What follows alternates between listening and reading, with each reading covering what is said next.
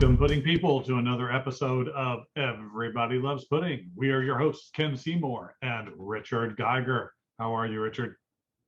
I'm doing well. Not in the studios. No. Notice a little something different, maybe? I don't know. I gotta say, I'm excited. This is the first time we've been able to be back together in the same spot at the same time.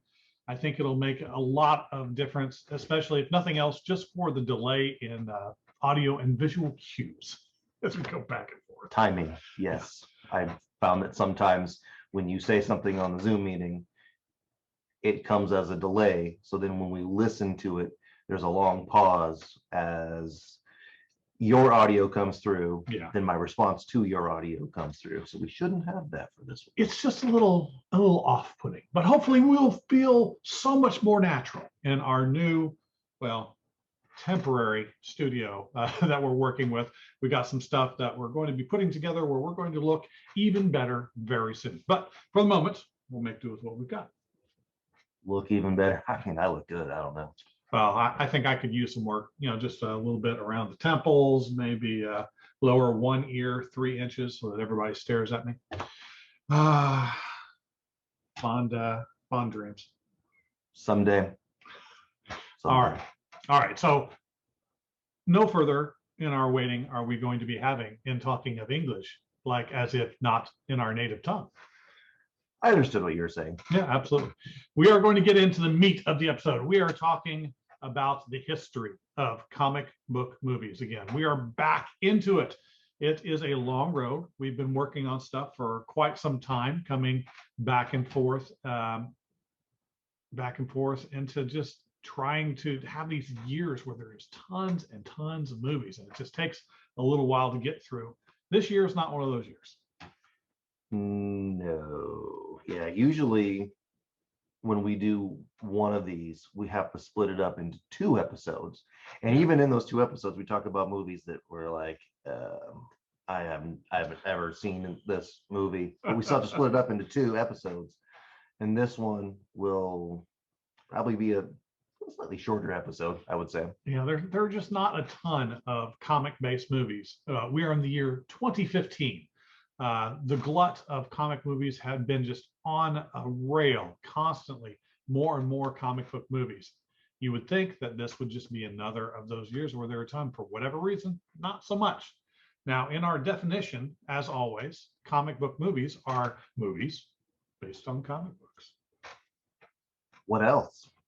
That's it. Pretty much it. Now, graphic novels do count as a comic book, but not a comic strip. So if you are a fan of Peanuts, there was a Peanuts film in 2015. We're not going to talk about that. That's based on a comic strip.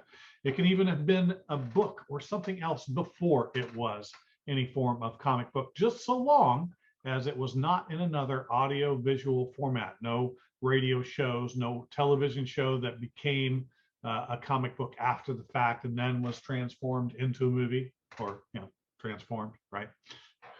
We can't see it. The microphone's going. What about the language?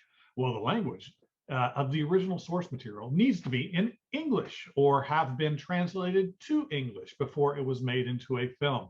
It's not so much that we don't like a lot of these other films and television shows based on properties outside of the United States, but if we included everything, we would never finish. And you know how we just talked about, there were years where there were several films where we didn't see. There would be years where we would just be listing films we didn't see. Lots and lots. Now, we've made an exception for this rule, but that's okay. Yeah. It's not always black and white. There's a little bit of gray. A little bit. But we have a handful of films this year. In fact, there are 4 films in 2015 that we're going to be talking about. And in fact, we have, between the 2 of us, seen at least all of these films except for maybe one. I think there was one that we didn't catch. We maybe start with that one. Did you end up catching Diary of a Teenage Girl? That's big negatory on that one. It actually looks like it could be pretty fun. The person that created this original piece of, in this new studio, I don't know where everything is yet. The mouse flies around. the person that created this graphic novel was Phoebe Gleckner, and it came out in 2002. North Atlantic Books is the publisher that was involved with it. And so if you have not caught the source material and you like the movie, that's what you want to take a look at to kind of compare the two together. But the movie came out in 2015 and it was directed by Marielle Heller. Now, where do we know her from? I don't know. don't know where we know her from. Come on, Queen's Gambit. She was actually an actress in Queen's Gambit that came out not too long ago. But we actually, as far as directorial pieces, she did a handful of things after this, but I really don't see a whole lot before. So I'm wondering if maybe this was her initial foray into directing, or maybe she just had a lot of theater work ahead of time. But in terms of just movies, this is the first one. So as far as the casting goes, it has a lot of people that have been in the industry for a while, and some people that you just won't generally know necessarily. But it's got Kristen Wiig in it, who I happen to love in pretty much anything that she does. Very funny, very amusing. It does have the main actress, Belle Powley. You may or may not recognize her, but she has actually been in quite a few things. If you've seen The King of Staten Island, that came out on Netflix not too long ago, she was in that. But she's been in quite a few different things here and there. A lot of television programs, primarily. Yes, none that I have seen. So, hooray! Okay, but we got get the easy one out of the way first, right? yes. Well, let's since neither of us really have much to say about that, I'll say I definitely want to see it just for the fact that Marielle Heller has something to do with it. I'm curious. I bet it'll be pretty awesome. But let's get into something that I intended to watch, but I never actually got to because I saw the previous 3 incarnations of this film that came out in '94 and the mid 2000s. But when I saw the commercial for this film come out, my initial reaction was no, no, no, and possibly no. But I intended to. I had no time, unfortunately. I just ran out before we got to needing to record this particular episode. What are we talking about, Richard? A movie with a number in it that's supposed to be fantastic, but is not so much fantastic. I almost went wrestling with that, putting the 4 fingers up like the 4 horsemen. Yeah, Fantastic Four. We've talked about several iterations of this film. When I saw this come out, I had mixed feelings because the cast actually is pretty solid. I mean, I really like Michael B. Jordan. I like Kate Mara. I mean, just all around a solid cast. Cast is good, and I think one of the problems with this movie is the source material. So let me explain with this. Now, if you are a person who is familiar with the Fantastic Four comic book, you like the property, you like the characters, you like the bad guys, you like all those things, you're not going to like this movie. And that becomes the problem, because if you're expecting to see that, you're expecting to see the iteration of those characters. Now, let's be honest, when these writers, when these directors create a movie that's based on a comic book, they're going to take liberties and they're going to change things and they're going to make it so that it fits differently, not always better, but differently on the big screen as opposed to pages. Of course, Fantastic Four had a cartoon for quite some time. Well, not quite some time, but like a stretch of episodes. So It's been on TV, on a screen in some form or fashion.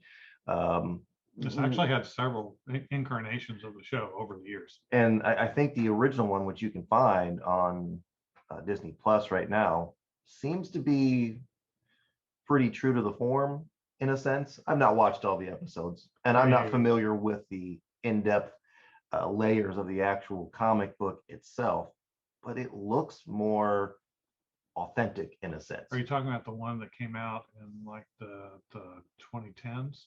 No, the one from like the 90s, I want to say. Okay, because that I was going to say, because I seem to remember there was one that was like around that time frame, and then the Yeah. 90s is what a lot of people think. I actually had a couple before that. Even there were much older incarnations of that particular cartoon. Now, if I'm not mistaken, the Fantastic Four is there. The group is old. The comic book's been around for a while. The characters have been around for a while, and Right. it is one of Marvel's most popular properties in general. Yeah, definitely. Yet it's the one that they can never seem to get right. Why do you think that it can't be done right? Because obviously they've tried. We've talked to someone who was in the original one. Yeah. Look back at our archives and you can see they actually just made it so they could throw it in the dumpster, more or less. And then there was 2 movies after that, and then there's this one, and none of them really have that reach or that response that all the other Marvel properties seem to get. Why do you think that's the case? Well, I think a lot of it has to do with the type of characters that they are that we're dealing with. This is kind of like almost like a Partridge Family, or like a 70s sitcom family gets powers, is the way it felt when it was released as a comic originally.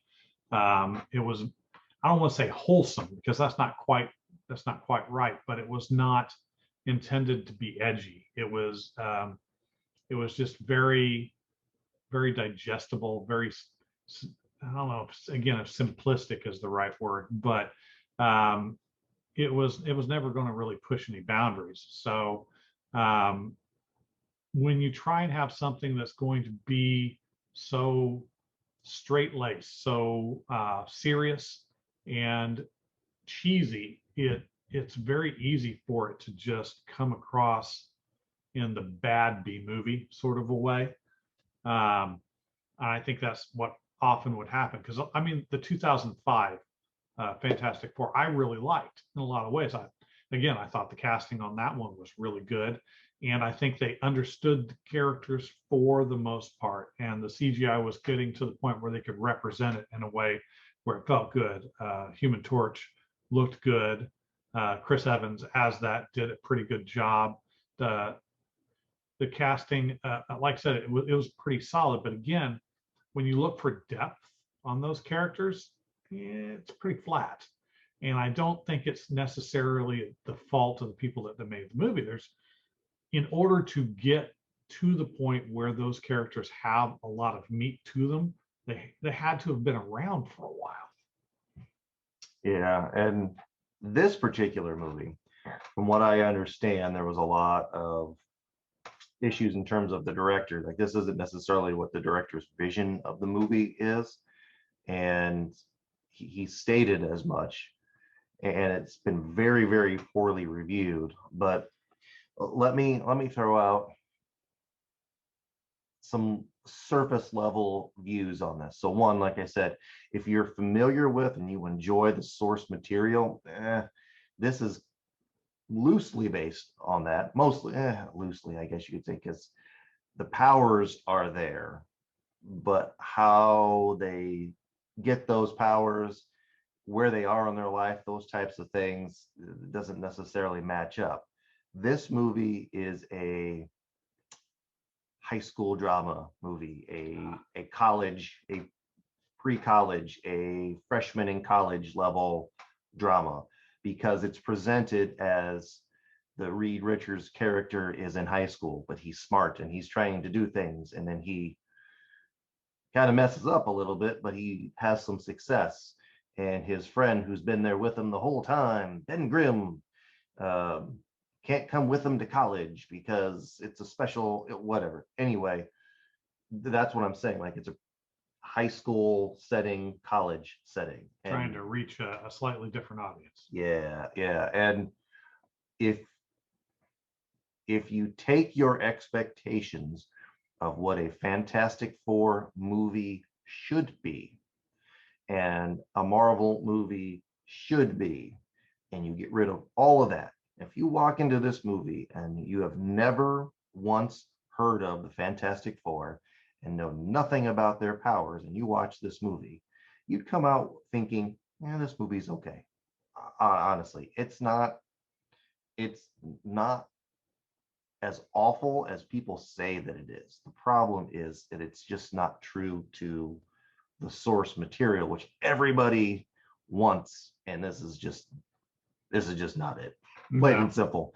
The way they get their powers in this introduces another possibility for future films, which is cool, I guess.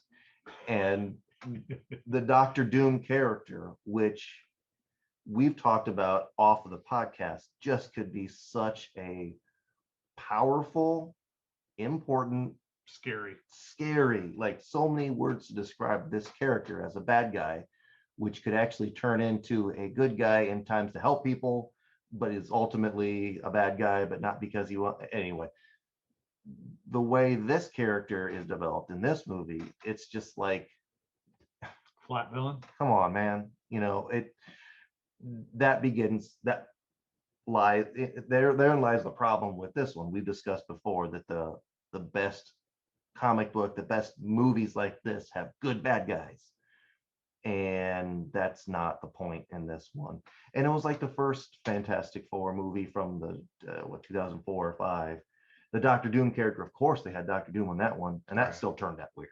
So this one's even weirder. If you get to, you'll see what I'm saying when I get a chance, even you get a chance to watch it. I But still have it on my list of to watch stuff because I want to see it because from what I understand, it also has a fair bit of influence from the Ultimates universe. that's correct. I had to read on why some people were presented in a certain way or how their powers were used, and the notes that said it was more it drew from the Ultimates, which is completely unfamiliar with, but that explained some of what I was seeing on the screen. Yeah, I'll wager that that's probably a good chunk of why it didn't feel like the original source material to you. Is just that it was from a different source. When the Ultimates came out, it was intended to be a reimagining and an updating of the characters for more modern day stuff. And they did a lot of really interesting things. And then they took some chances that made really no sense. But that's going to happen with comic books. You got to try, and sometimes it's going to work, and sometimes it's not. And just enjoy the successes as well as the failures. And sometimes that's going to follow you to the films. And we've talked about different streaming platforms in the past. We've said, hey, HBO Max has this, or this is on Netflix. We're not advocating for you to get a subscription to any of these. It's just that we can tell you where we've seen them at. Right. And this one's on Disney Plus right now. So it's only been there for a month, maybe 2 months. So it's not been on there for very long because it was a Fox property still. But those things have been slowly transitioning over. We've seen all the X-Men movies, almost all of them transition over. But this one's fresh, so it's there. If you actually want to check it out and you have Disney Plus, there's your chance to watch it. I mean, Doctor Doom is no Thanos, but generally a pretty awesome villain. And even in this instance, I heard there's a couple scenes where he comes off pretty cool. So you never know. Could be a fun watch. But let's move on to something that maybe not only that we've both seen, but where I think a lot of the world has seen it at this point because it's part of the MCU. We move into the 2015 film Ant-Man, which is, I'm not going to say it's divisive, but some people love this film and some people for some reason just don't get it. It doesn't hit them the right way. But I tell you what, I had so much fun with this particular film. I want to say I've seen this movie like 4 times, 4 times. And the last time I watched it, which was fairly recent, within the last couple weeks actually, because I wanted to make sure that I was fresh in discussing these movies since we're getting really into the groove of all these Marvel movies and then the Fox movies and all the other stuff. It's just like, this is the stuff that's fresh in people's minds. So I wanted it to be fresh in my mind. And in watching this one, the movie is fun. The characters are fun. Yeah. This isn't this isn't necessarily your typical Marvel movie, I don't think. It's more lighthearted, and I could see when you think of the Ant-Man character, at least from my little bit of experience with it, you think of the Hank Pym Right. That's character. that's the core character, and that's the character that creates Ultron in the comic books, but not in the MCU universe. And I guess I don't have a problem with Scott Lang being it because they Paul Rudd being that character gives you that lightheartedness, gives you the fun, gives you the energy, and the Hank Pym character is not that No, at all. no, he's kind And of a punk. and I think that's why they decided to go that direction. If I had to guess, is just because you have to honor that character because he is the character. But then there's been Scott Lang. Isn't there a Yeah, third? There's been other. they're actually, if I remember correctly, Cassie Lang also becomes Ant-Man for a while. But yeah, they've had several individuals that have had the growing and shrinking capabilities with a variety of different names. But I think they did a great job because Scott Lang is, again, kind of a more current, more relatable character than Hank Pym is. But I thought they did a great job not only of paying homage to what that character should be, but the casting of Michael Douglas in that role and the way that they wrote him, that is 100% Hank Pym. And they also explained it in this movie that he's been around, right? He's been around for a while. The character of Ant-Man has been around for a while. The technology has been around for a while.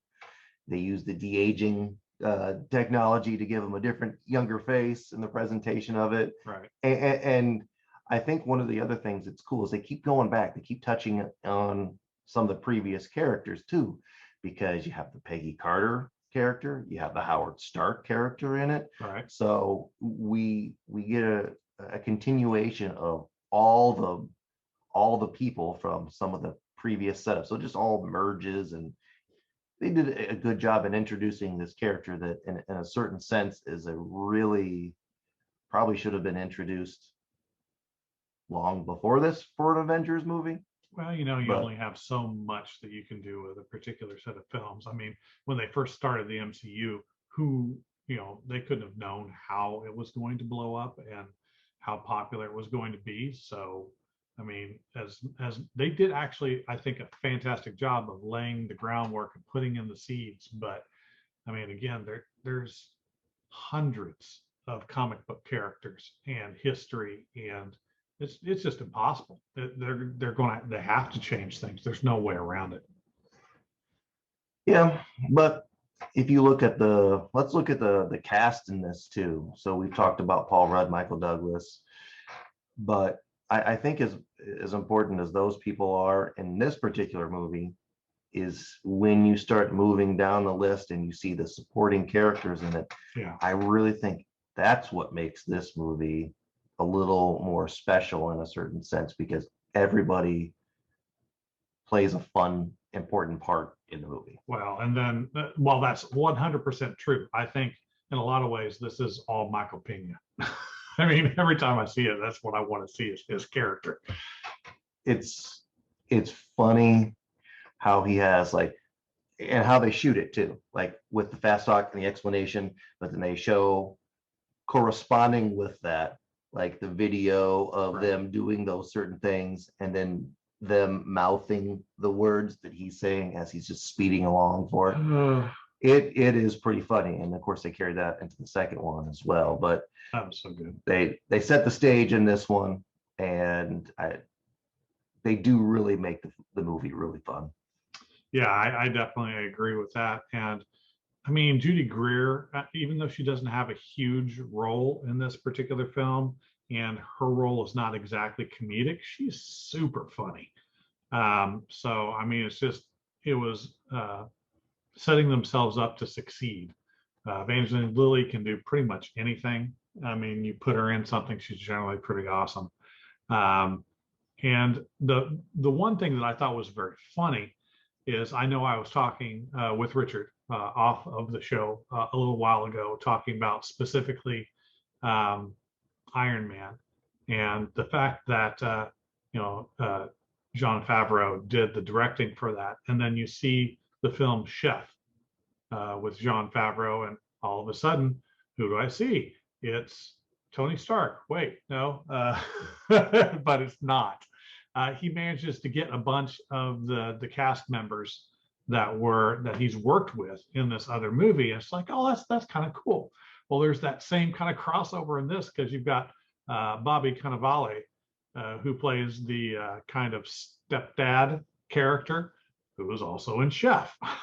So And see, I recognized him from Boardwalk Empire, yeah, and he was kind of he was like a main adversary in one of the seasons, and he came off as like a character that people really would hate for sure. nice. But it just shows that he can pull off multiple different types of people. So yeah, he's, like I said, every little bit in this one is good. And they even throw in, like, if you think about this as an Avengers family movie, you get a little tease, a little toss in with another Avengers character in there as well, which is actually touched on later on in other movies too. Yeah, so it's definitely really good. If you haven't seen this one, like I said, this is one of the ones I enjoyed quite a bit more, and I think they had a lot of fun with it. And it's just lighthearted and great. And when you compare it to the other MCU film in that same year, Avengers Age of Ultron, the sequel blockbuster to the original Avengers film, I actually like the Ant-Man film better than I like Avengers Age of Ultron. It's not exactly that Age of Ultron was bad. It was okay. It was all right. Well, there's a lot going on in this movie, and I feel like the amount of people in this movie, and because it's a culmination of, you know, generations of movies, so I get it. But the fact that there's so many people in this movie, and there's so many characters in this movie, and there's so much everything in this movie, I think it's hard to have it be put in such one consolidated place, but they do okay with it.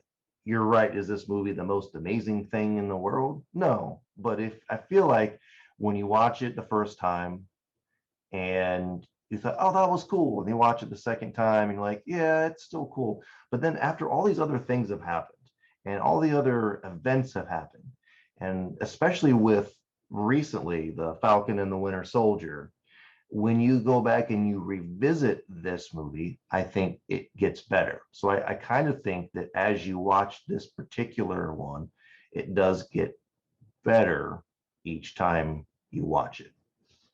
And because you're going to look at little things that you maybe missed the previous time. I mean, first of all, when you get the Ultron character voiced by James Spader to begin with, you're already in a really good starting spot because he's just fantastic. And you've already had several films for all of the actors to really get comfortable with each other and be able to hit the different feelings, not feelings, but the different ways that they want the feeling of the particular scene that they're going to be in. They just gel together better, I guess, is what I'm trying to say. And when you look at the list of actors and actors, however you want to say, let's get to what, 20 people down, and Andy Serkis is in there, who is arguably one of the best of our generation, doing a lot of green screen things, but he directs, he's great. He's way at the bottom of the list. So just the fact that there's the body of all of these people with all their characters that we've had an investment in, I think they were still able to pull off a pretty solid film. And the plot piece in it, yeah, it could definitely use some work. Yeah, it was a little weak. But the characters and I guess you can say the scope of it. We talked about this before. Just when you show the presentation of a whole city being lifted off of the earth and falling back to earth, that's hard to present. And there's some cheesy stuff that's in there, and there's some comedy pieces that get thrown in there when they're doing it too. But the things you don't think about before, so like the Hawkeye character. Hawkeye character is just a dude. Yeah. Right. He's got really good aim. Yeah. But that's it. Hawkeye is just a dude. And there's all these machines flying around, killing people. And there's gods that are out there fighting. And there's this 8-foot tall robot that's smashing things. And there's a dude in a iron whatever suit blasting people. There's a Hulk. And this guy is just a dude. And it's the same thing with the Black Widow character. Right. It's just a woman running around out there, She got some bracelets and a lot of training. And that's it. And they actually touch on that in this movie, which is pretty funny actually. But if you're going to put it in a real world setting, yeah, it's kind of interesting just to think about those little tiny details. The Falcon character, it's actually the same thing. It's just a dude, but he happens to have these wings that flop out on a backpack, on a jetpack. So I think that part is cool because you see a lot of those quote superhero teams that have everybody's got powers, and these guys really don't. They're just really well trained, and they're out there fighting amongst people that can smash buildings. Yeah, and really for me, that's kind of what the draw of this particular film is. It's not so much the overall plot, but there's several moments within the film. The party that they have and the bit with Thor's hammer, that's great. The speech that you're talking about that Hawkeye gives later in the film, that's great. I'm a huge fan of the Quicksilver character in the comic book, so I was super hyped to have both Quicksilver and Scarlet Witch, who I also happen to like in the film, even if I didn't particularly love how one of them ended up at the end of the film. And especially since the casting was so good and he did such a great job with the character. I mean,